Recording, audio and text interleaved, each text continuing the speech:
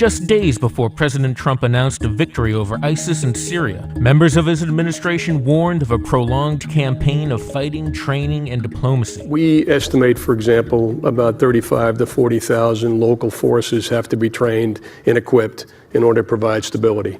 We're probably somewhere along the line of 20%. Brett McGurk told the Washington Post's Carol Morello December 11th there was more work to do.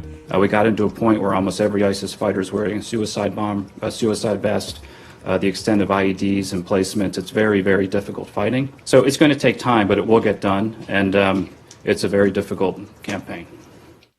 It would seem that the president's decision upends plans other parts of the government had for Syria, especially on the diplomatic front. That our military campaign is designed to do two things. One is to defeat ISIS, and that includes the stabilization that we just discussed.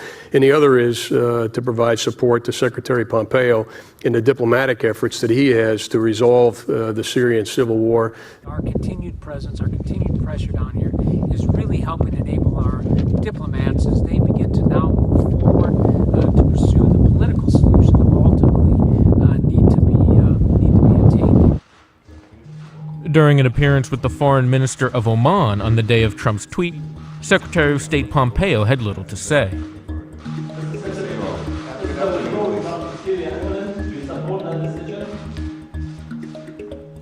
When the Post's Missy Ryan traveled to the Al-Tanf outpost in Syria with General Joseph Votel, he also addressed the effect U.S. troop presence had on countering Iran's expansion in the region. We recognize that our presence, our development of partners and relationships down here does have an indirect effect on some of the malign activities that Iran and their various proxies and surrogates would like to pursue down here. So there's no denying that we have some kind of indirect effect on them.